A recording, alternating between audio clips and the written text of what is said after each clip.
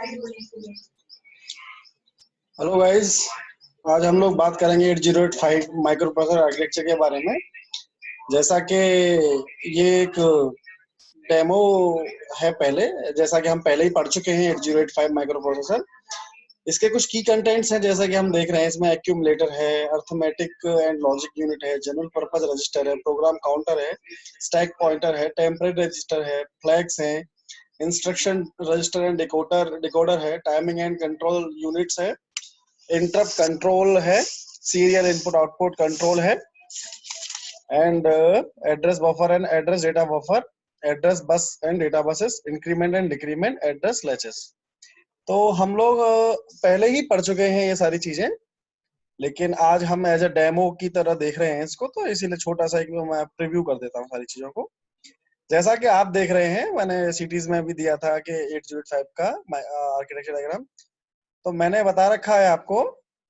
जैसे कि हम पहले बात करते हैं कि हमें एक पॉइंट से दूसरे पॉइंट पे जाना पड़ता है, तो मेरे को ट्रांसपोर्टेशन की जरूरत रहती है। तो यहाँ पर मैं जिस मीडियम से ट्रांसपोर्ट करता हूँ उसको मैं बोलता हूँ बस। और बस मेरे यहाँ 8085 माइक्रो प्रोसेसर में 3 तरीके की हैं। पहला है एड्रेस बसेस, जो सिर्फ एड्रेस कैरी करती हैं, और दूसरी है मेरी डेटा बसेस, जो सिर्फ डेटा और कैरी करती हैं। और तीसरी बस आती है मेरा कंट्रोल बस, जो क्या करती है कि मेरे किसी डिवाइस को ऑन या ऑफ करने का काम करती है। तो आप यहाँ पे देख रहे हैं, सबसे पहले सबसे टॉप पोर्ट में क्या है, इंटरप्ट कंट्रोल। होता क्या है कि जैसे ही मेरा अगर कोई अदर डिवाइस मेरे माइक्रो प्रोसेसर के साथ कम्युनिकेट करना चाहता है, तो वो एक इंटरप्ट सिग्नल सेंड करता है, जिसे मैं बोलता हूँ INTR। तो 8085 की इस पिन पर वो ब्लिंक करता है। अगर मुझे उसको सर्विस प्रोवाइड करनी है, देन मेरा 8085 क्या करता है, इंटरप्ट एक्नॉलेज कर देता है। इस पे मींस इसको हाई कर देता है, तो फिर कम्युनिकेशन सेटअप हो जाता है। अब डिफरेंट टाइप्स के हैं मेरे इंटरप्ट्स अवेलेबल हैं। इनकी highest priority from right to left है। जैसे कि ट्रैप की सबसे हाईएस्ट प्रायोरिटी है, RST 7.5 की फिर उससे थोड़ा सा लोएस्ट है, फिर 6.5, देन RST 5.5। तो ये मेरे डिक्रीजिंग ऑर्डर में इस तरीके से मेरा इंटरप्ट की प्रायोरिटीज है। मींस कौन सा इंटरप्ट मेरे को पहले सर्विस को किस इंटरप्ट को मेरे को सर्विस प्रोवाइड करनी है। ये मेरा आप देख रहे हैं सीरियल इनपुट आउटपुट कंट्रोल है। मींस कोई भी मेरे को डेटा आएगा तो वो बिट बाय बिट सीरियली आएगा। और अगर मेरे आउटपुट मेरा 8085 माइक्रो प्रोसेसर किसी डिवाइस को आउटपुट देगा, तो वो भी बिट बाय बिट जाएगा सीरियली। तो ये 2 बॉक्सेस मैंने कंप्लीट कर दिए हैं। आप यहाँ देख रहे हैं कि this is 8 bit internal data bus, और यहाँ पे आप देख रहे हैं इसका it means it is by directional.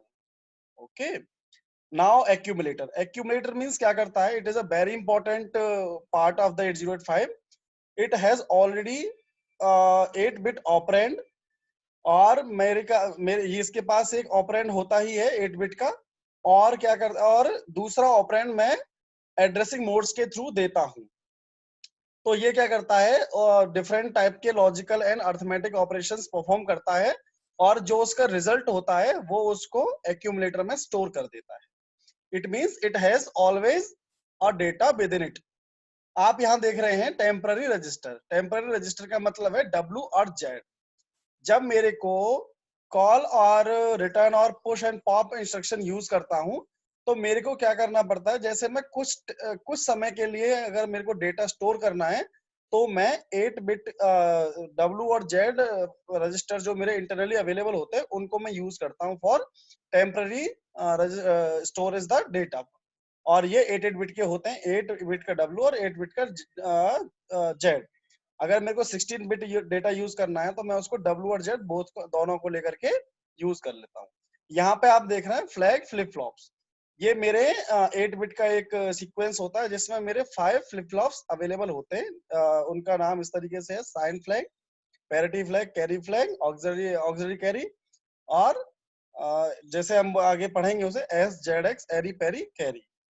Okay, this is ALU। यहाँ पर सारा ऑपरेशन परफॉर्म होता है। जैसा आप देख रहे हैं, टेम्पररी रजिस्टर से भी डेटा इधर आ जाता है, और एक्यूमुलेटर से भी डेटा एक आता है एज अ ऑपरेंड, और फिर ये क्या होता है, यहाँ से आपका आउटपुट जाता है। देखिए इंस्ट्रक्शन रजिस्टर क्या होता है, जो इंस्ट्रक्शन आता है मींस ऑपकोड जो आता है कि मतलब करना क्या है, वो यहाँ इसमें आता है सबसे पहले, और फिर इसमें आता है उसके बाद instruction decoder and machine cycle encoding, मतलब उस इंस्ट्रक्शन में क्या करना है और उसको कंप्लीट होने के लिए मेरी कितनी मशीन साइकिल, कितनी टी स्टेट्स लगेंगी, उसकी एनालिसिस इस वाले बॉक्स में होती है। आप देख रहे हैं ये मेरा रजिस्टर्स है, यहाँ पर आप देख रहे हैं BCDEHL, ये मेरे जनरल पर्पज रजिस्टर हैं, और इनको मैं सभी मेरे 6 रजिस्टर्स जो है वो सभी 8 बिट के हैं, और अगर मेरे को इनको 16 बिट एज ए यूज करना है तो मैं इनको पेयरिंग कर लेता हूँ, like BC equivalence to B and D equivalence to D। HL जो डिनोट करता है वो मेरी मेमोरी लोकेशंस को डिनोट करता है। आप देख रहे हैं stack pointer. Stack pointer means क्या है कि ये मेरा क्या करता है,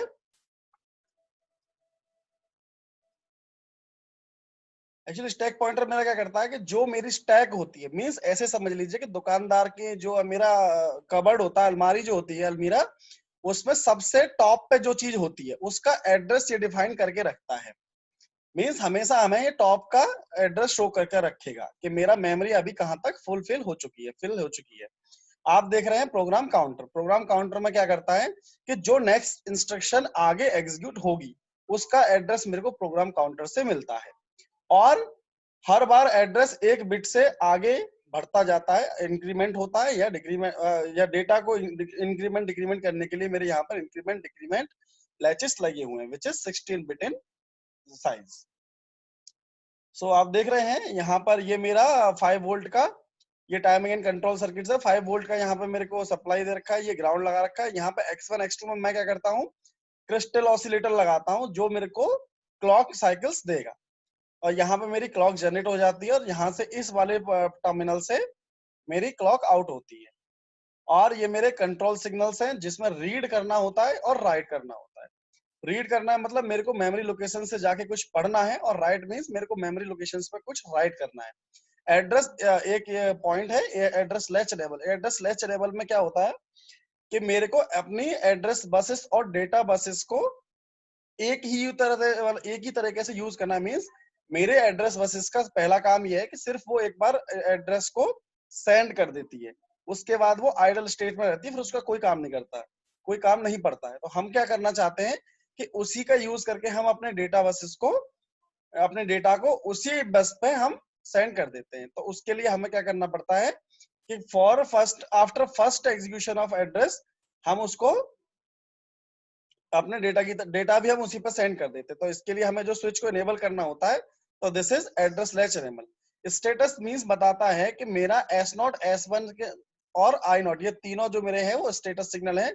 इसका मतलब ये है कि ये क्या बता कि ये इनपुट आउटपुट और मेमोरी के साथ कौन सा ऑपरेशन परफॉर्म हो रहा है। मींस रीड ऑपरेशन हो रहा है, राइट ऑपरेशन हो रहा है, हॉल्ट आ रहा है, इंटरप्ट आ रहा है, या डीएमए प्रोसीजर हो रहा है, क्या हो रहा है उसका मेरे को यहाँ का ये बता के चलता है। अभी आप देखेंगे कि डीएमए प्रोसेस मींस क्या है, जब मेरे को स्लो पेरिफेरल डिवाइसेस के साथ कम्युनिकेशन करना होता है तो वो मेरे को होल्ड बोलता है। मींस कि वो सारा डेटा जो मैं मेरी सारी data buses, address buses and control buses का एक्सेस वो सीधे चाहता है, तो वो क्या बोलता है, डी होल्ड बोलता है। और अगर मेरे को उसको सप्लाई सर्विस प्रोवाइड करनी है तो 8085 की तरफ से HL दिया जाता है, मींस होल्ड एक्नॉलेज। इसके बाद क्या होता है कि मेरी सारी बसेस उसके हैंड ओवर कर दी जाती है, और मैं अपनी प्रेजेंट में जो काम कर रहा होता हूँ उसको मैं खत्म करके सारी डेटा बसेस को, सारी एड्रेस बस कंट्रोल बसेस का एग्जीक्यूशन में डीएमए कंट्रोलर को हैंड ओवर कर देता हूँ। और यहाँ पे ये रीसेट करने के लिए है और ये रीसेट आउट। एड्रेस बफर में आप देख रहे होंगे, एड्रेस बफर में क्या मीन्स होता है कि एड्रेस को वो इनेबल करके रखता है। आप देख रहे हैं रजिस्टर पेयर्स में मैं पहले ही बता दिया, इन दोनों को अगर कंबाइन करके देखते हैं, जैसे मैं क्या कर रहा हूँ, ये ऊपर वाले को आप देख रहे हैं एक्यूमुलेटर प्लस फ्लैग, इसको मैं बोलता हूँ PSW, एंड डी को मैं बोलता हूँ डी, एंड HL को मैं मेमोरी लोकेशन से बोलता हूँ। ये प्रोग्राम काउंटर है मेरा, 16 बिट के रजिस्टर्स हैं, ये 8 बिट का डेटा है, यहाँ पर 16 बिट का है, और टेबल रजिस्टर है मेरे WZ, ये जनरल पर्पज रजिस्टर कहलाता है। ठीक है जी। इसको एक्यूमुलेटर ऑफ फ्लैग्स को मैं बोलता हूं program status word, PSW। Means flags का जो आउटपुट आएगा उस वो 8 बिट का होगा और एक्यूमुलेटर के पास जो डेटा होगा वो भी 8 बिट का होगा। तो मैं क्या करूंगा, उन दोनों को कंबाइन करके मैं एक रिजल्ट बना लूंगा और ये उसका शो कर रखा है। तो 6 जनरल पर्पज रजिस्टर ये आप देख ही चुके हैं। They can also be combined like this, BC for BC is denoted like B, D for D and HL for M, like this. और ये जो है हमारा राइट हैंड साइड में हमेशा लोअर लेवल शो की जाती है और लेफ्ट हैंड साइड में हायर लेवल शो की जाती है।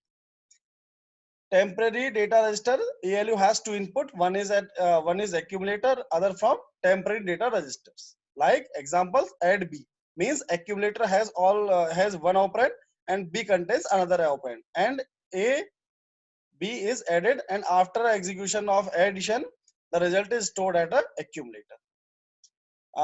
टेम्पररी रजिस्टर का ये बहुत अच्छा एग्जांपल है। जैसे मैं कभी कॉल करता हूँ तो मेरे को पता है कि मैं कॉल कर रहा हूँ, मीन्स मेरे को यहाँ से कहीं दूसरे पॉइंट पर जाना है और फिर जब वो वाला काम खत्म करके आना है तो मुझे अपने इसी नेक्स्ट स्टेज पे आना है। मीन्स मेरे को नेक्स्ट स्टेज पे जब आना है तो उसका एड्रेस मैं क्या करता हूँ, अपने स्टैक में स्टोर करके जाता हूँ ताकि मुझे ये पता चले कि मुझे जब वापस आऊं तब मैं कहाँ से स्टार्ट मुझे करना है। तो ये एक तो जो मैं टेम्पररी उसका एड्रेस स्टोर कर रहा हूँ उसको मैं बोलता हूँ, उसको कहाँ पे करता हूँ, WZ पे रजिस्टर पेयर में। ओके, सो एक्यूमुलेटर क्या है आप जानते ही हैं। Accumulator is a 8 bit register that is perform arithmetic and logical operation. Load करता है डेटा को, स्टोर भी डेटा को करता है और इनपुट आउटपुट में डेटा को रिट्रीव और ट्रांसफर करने के लिए काम आता है। इंस्ट्रक्शन रजिस्टर्स आप पढ़ ही चुके हैं। देखिए फ्लैग्स में ये है मेरा S for sign flag, Z for zero flag, auxiliary carry for and P for parity, CY for carry flag. S कब के होगा, after the execution of a arithmetic operation. If bit 7 means D7 bit is higher, it means sign flag is set. It means 1 is for positive, 1 is for negative and 0 for positive. Means कहने का ये है अगर मेरा sign flag 1 है, it means मेरा जो number है, जो रिजल्टेंट का नंबर है वो मेरा नेगेटिव शो कर रहा है। और अगर साइन फ्लैग डेटा 8 बिट में अगर 0 है इसका मतलब है वो नंबर मेरा पॉजिटिव। जीरो फ्लैग अगर 1 है उसका मतलब है कि मेरा रिजल्ट मेरा क्या है, 0 है। अगर Z इक्वल्स टू 1 है इसका मतलब है कि मेरा रिजल्ट 0 नहीं है। ऑक्सिलरी कैरी मेरे को ये बताता है कि D3 बिट से D4 बिट से D3 बिट से D4 बिट पे मींस लोअर नेबल से हायर नेबल पर मेरा एक कोई कैरी जनरेट हुआ है या नहीं। अगर कैरी जनरेट हुआ है तो ऑक्सिलरी कैरी 1 होगा, अगर नहीं हुआ तो ऑक्सिलरी कैरी 0 होगा। पैरिटी मींस जो मेरा 8 बिट का जो डेटा है उसमें नंबर ऑफ वंस कितने हैं। अगर नंबर ऑफ वंस इवन है इट मींस पैरिटी फ्लैग में 1 होगा, अगर नंबर ऑफ वंस ऑड है इट मींस वो 0 होगा। Carry flag is set when there is a carry generated from D7 bit. So ये इस तरीके से है। जिस तरीके मैंने देखिए यहाँ पे मेरा D7 बिट में A8 है और मेरा एक 8 बिट डेटा है ED। इन दोनों को जब मैं ऐड किया तो मैं देख रहा हूँ कि यहाँ से मेरा कैरी जनरेट हुआ है। इट मींस मेरा ऑक्सिलरी कैरी 1 हो जाएगा। और देखिए D7 बिट से भी मेरा कैरी जनरेट हुआ है, इसका मतलब है कि कैरी भी 1 हो जाएगा। तो देखिए कि मेरा साइन फ्लैग यहाँ पे 95 आया है, 90 फ्लैग ये मेरा 95 है। ऑक्सिलरी कैरी देखिए यहाँ से जनरेट हुआ है तो 1। पैरिटी में आप देखिए 1 2 3 4 5 मींस 5 है और नंबर ऑफ वंस 5 है means odd, it means it is 1। Auxiliary carry is 1 because it is generated, auxiliary carry is generated from D3 to D4 bit. Sign flag में जीरो फ्लैग में 0 इसलिए है क्योंकि इसका एक आउटपुट है विच इज 95 और साइन फ्लैग 1 इसलिए नेगेटिव नंबर शो कर रहा है। Program counter means PC act as a pointer to the next instruction. To instruction depend upon the nature of instruction. ये मेरी कोई भी इंस्ट्रक्शन 8085 में 3 तरीके की हो सकती है, 1 बाइट, 2 बाइट और 3 बाइट। तो बेस्ड ऑन दिस ये अपने आप को एडजस्ट करता है। मींस अगर मेरा कोई ऑपरेशन है वो कितनी नंबर ऑफ बाइट्स लेगा उसके हिसाब से ये नेक्स्ट इंस्ट्रक्शन का एड्रेस डिनोट कर देता है। पीसी और